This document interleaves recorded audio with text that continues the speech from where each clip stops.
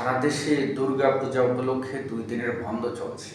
এই সুযোগে রাজনৈতিক ব্যক্তিবর্গরা প্রতিমাদের কাছে গিয়ে সুন্দর সুন্দর বক্তব্য দিচ্ছেন। আজকে জানার বিষয় হলো যে হিন্দুদের মূর্তিকে সমর্থন করে মুসলমানদের কথা বলা জায়েজ আছে কিনা। আল্লাহ রাব্বুল আলামিন কোরআনে কারীমের মধ্যে মূর্তিসমূহকে নাপাক বলেছেন। যেমন সূরা হজে আল্লাহ রাব্বুল আলামিন বলেছেন, ফাজতানিবু রিজসা মিনাল আওসানি ওয়াজতানিবু কওলা যুর। তোমরা মূর্তির অপবিত্রতা থেকে বাঁচো এবং মিথ্যা কথা থেকে বাঁচো। আজকে রাজনীতিকবিদরা যারা মুসলমান, এমন একজন মুসলমান ব্যক্তি পূজা মণ্ডলে গিয়ে রাজনৈতিক ব্যক্তিবর্গ গিয়ে বলতেছেন যে গত 24-এর গণ অভ্যুত্থান দেবদেবীদের আশীর্বাদই হয়েছে। আরেকজন নেতৃস্থানীয় নেতা বলতেছেন যে আমি পূজা মণ্ডলে এসে আল্লাহ শুকরিয়া আদায় করতেছি, আলহামদুলিল্লাহ। আরেকজন বলতেছেন রোজা এবং পূজা দুটোটা একই।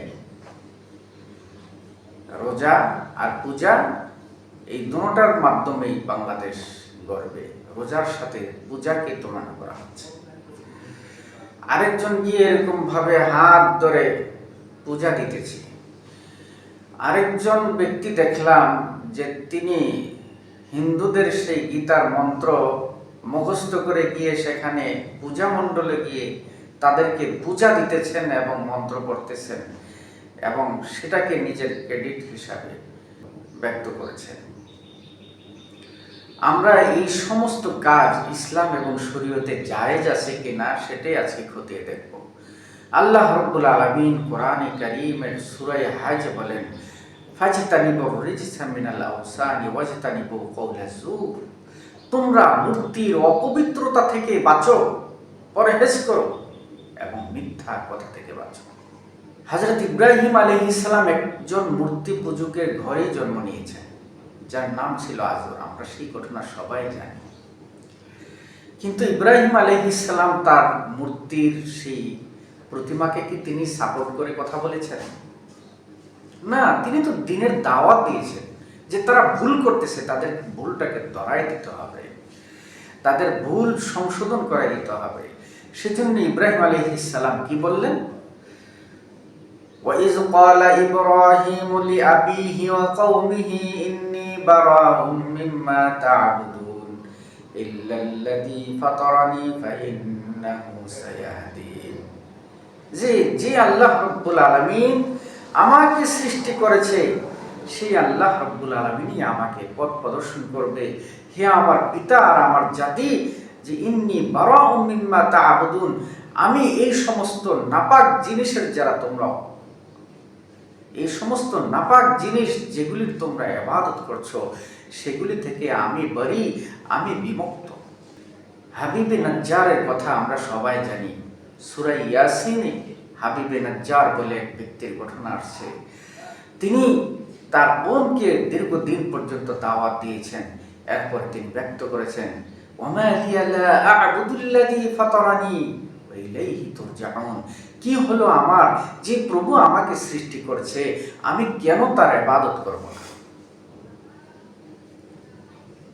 এবং তার কাছেই তো আমরা প্রত্যাবর্তন করব। অন্যত্র বলেন, আত্তাখিযু মিন দুনিহি আলিহাতান ইউরিদনির রহমানু বিদুররিন লা তুগনি আন্নী শাফাআতুহুম শাইআন ওয়া লা ইউনকিযুন। আত্তাখিযু মিন দুনিহি আলিহাতান, আমি যদি আমার প্রভু ছাড়া অন্য প্রভুকে গ্রহণ করি, ইউরিদনির রহমানু বিদুররিন, যদি আমার প্রভু সেখানে কোনো অনিষ্ট দেয়, তাহলে সেই প্রতিমাগুলি আমার সেই অনিষ্ট থেকে ফিরাবার কোনো ক্ষমতা নেই এবং আমাকে রক্ষা করার কোনো ক্ষমতা নেই।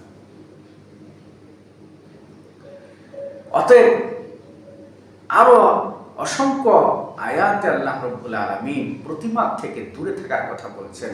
সেটা একটা নাপাকি।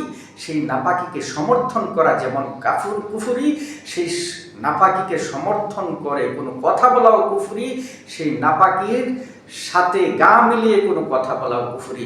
অতএব আজকের এখান থেকে আমি বলতে চাই, যারাই দিনের স্বার্থে কোনো দল মত নির্বিশেষে কারোর প্রতি কোনো আক্রোশ থেকে নয়, ঈমান বাঁচানোর লক্ষ্যে আমি একটি কথা বলতেছি, যারাই মূর্তি পূজা করেছেন, মূর্তিকে সমর্থন করেছেন, মূর্তিকে খুশি করার জন্য কিছু কথা বলেছেন, বা জনসমর্থন বোর্ডের লোভে হলেও আপনারা ঈমান বিক্রি করেছেন, তারা অবশ্যই ইস্তেগফার করে জনসম্মুখে এসে আপনারা কালিমা পড়ে আবার মুসলমান হবে।